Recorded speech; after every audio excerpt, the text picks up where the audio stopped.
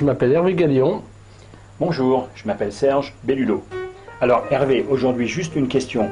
Est-ce que tu peux nous dire quelle est la meilleure manière dans le choix de l'Auto-Pro et dans la taille de l'Auto-Pro pour son installation? Avant de prévoir son dimensionnement, il faut comprendre dans les grandes lignes comment fonctionne l'appareil. L'appareil n'est pas une membrane qui fait une sélection précise de ce qu'elle doit filtrer. L'appareil est constitué principalement de charbon actif et on connaît les valeurs du charbon actif.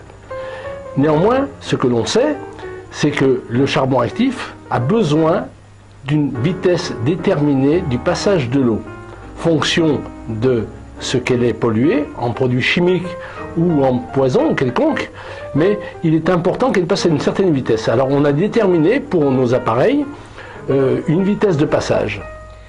Et Hervé, pour toi, quels sont les meilleurs critères et les conditions à remplir dans le bon choix et la bonne taille de l'Auto-Pro pour son installation? C'est d'abord comprendre quel est le type de pollution. On parle d'eau de réseau, et dans cette eau de réseau, il y a principalement le chlore qui est quelquefois en surcharge ou d'autres produits. Donc c'est d'abord le type de pollution. Ensuite, il y a ce qu'on appelle le débit instantané, qui est occasionné par le nombre de points d'eau dans la maison. Donc Hervé, alors si quelque chose qui est à retenir, c'est que dans nos habitations françaises, européennes, un point d'eau, allez, appelons ça un robinet, d'un lavabo, d'une cuisine, d'une douche, d'une baignoire, c'est entre 300 et 400 litres heure. Donc un point d'eau. Ça veut dire que effectivement, sur ce que tu dis, quand on a 2 ou 3 points d'eau, on est rapidement à 1000 litres heure, soit donc 1 mètre cube heure, ce qui correspond effectivement à notre Auto-Pro 100 qui est là. Mais on n'est jamais à l'abri de contamination accidentelle ou d'éléments un peu occasionnés par le surchlorage de certaines saisons. Donc il faut toujours prendre un peu des précautions, Hervé, c'est bien ça? Oui, il vaut mieux surdimensionner, bien entendu. Il y a l'aspect économique qui est à prendre en compte. Mais il faut toujours surdimensionner parce que on parle d'un point d'eau, d'un robinet. Mais dans une maison, il y a les chasses d'eau, c'est un robinet. Il y a les machines à laver, c'est un robinet. Et si la machine à laver est en train de tourner et faire son plein d'eau, c'est un robinet qui tourne à plein. Et si on tire en même temps, on va aux toilettes, si en même temps quelqu'un vient à prendre une douche, enfin ou à être à la cuisine, il faut savoir que c'est des points qui s'additionnent. Alors, ce qui est à évaluer, c'est l'ensemble des points d'eau qui peuvent être tirés en même temps. Il se peut que ce soit qu'une fois dans la journée, à 8 h du matin ou à 10 h du matin, mais il faut évaluer le fait que ces points d'eau vont fonctionner en même temps et si on a besoin de cette eau pour s'alimenter, il faudra passer au bon débit. Donc c'est ce qu'on appelle en fait la crête de consommation, c'est le débit instantané. Et c'est vrai qu'il faut toujours garder à l'esprit, c'est que la crête de consommation, c'est le nombre de points d'eau. Je prends un exemple, si vous avez un appartement avec une salle de bain et les gens, c'est une caricature, habitent à 10 personnes, il ne pourra jamais y avoir 10 douches en même temps. A l'inverse, une maison avec 3 salles de bain où les gens habitent à 4, il se peut tout à fait que dans les 4, 3 personnes prennent une douche en même temps. Donc vous avez bien compris que ce n'est pas la quantité de personnes qui est importante, c'est la possibilité d'ouverture de robinet en même temps qui détermine la crête de consommation. Hervé, une petite question intéressante que peut-être les gens pourront faire.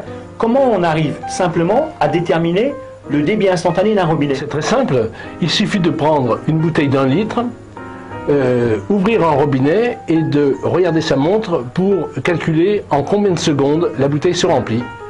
Donc pour 300 litres heure, c'est 11 secondes. Donc après c'est une règle de 3 pour ramener à la minute.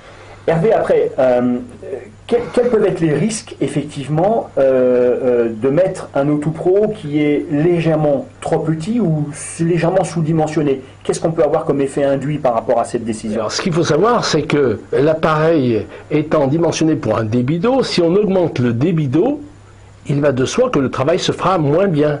Ça ne veut pas dire qu'il ne va pas fonctionner, mais elle se fera moins bien. On sait qu'aujourd'hui, de par le plan Vigipirate et pour d'autres critères, pour éviter les pollutions accidentelles, hein, on pourrait très bien imaginer par le terrorisme que quelqu'un vienne mettre une pollution bactérienne dans l'eau du réseau. Ça veut donc dire que les autorités ont l'obligation de quelquefois surchlorer pour éviter ces problèmes-là. L'appareil Cartis est là pour faire son travail, mais il est évident que s'il est sous-dimensionné, il le fera un petit peu moins bien. Au lieu d'enlever 100% du chlore, quand il est bien dimensionné, il va peut-être enlever 80, peut-être 50, peut-être 30%. Mais il faut savoir aussi que dans ces cas-là, il prendra un certain temps pour se régénérer lui-même et refonctionner normalement. Donc si je te comprends bien, la meilleure idée, en fait, c'est de... Bien sûr, l'élément économique est toujours élément important, d'où l'intérêt d'avoir des financements, puisque au lieu de payer 45 €, on va payer 55 €. Cette différence, elle est importante, on le conçoit, mais c'est toujours mieux de se mettre à l'abri de contamination accidentelle. Tu te rappelles l'histoire des camions semi-remorques qui se sont renversés, qui ont contaminé une petite ville de 7000 habitants. Effectivement, là, on va sursolliciter le charbon. Donc, pour se mettre à l'abri, c'est toujours mieux de surdimensionner, Hervé. Ah oui, tout à fait. Oui. D'accord. Bien sûr. Bien sûr, bien sûr. Hervé, dans le cas où on imagine une surchloration, et en fait, malgré le Cartis qui est installé au point d'entrée, on s'aperçoit que dans l'eau, il reste une trace de chlore en termes de goût et d'odeur. Qu'est-ce que tu préconises? Alors d'abord, si on a ce problème de surpollution, ça veut dire que l'appareil n'a pas fait son travail. S'il n'a pas fait son travail, il s'est surchargé de chlore. Donc non seulement l'eau est polluée, mais il a pollué l'appareil. Alors, il faut comprendre que lorsque l'appareil travaille, il travaille à l'endroit où il a été posé, c'est-à-dire à l'entrée de la maison, mais après le traitement, l'eau est stockée dans le tuyau. Ça veut dire que, premier objectif, si l'appareil s'est pollué, c'est que l'appareil était sous-dimensionné. La deuxième chose, c'est que pour éviter qu'il se pollue, il faut faire passer l'eau plus doucement.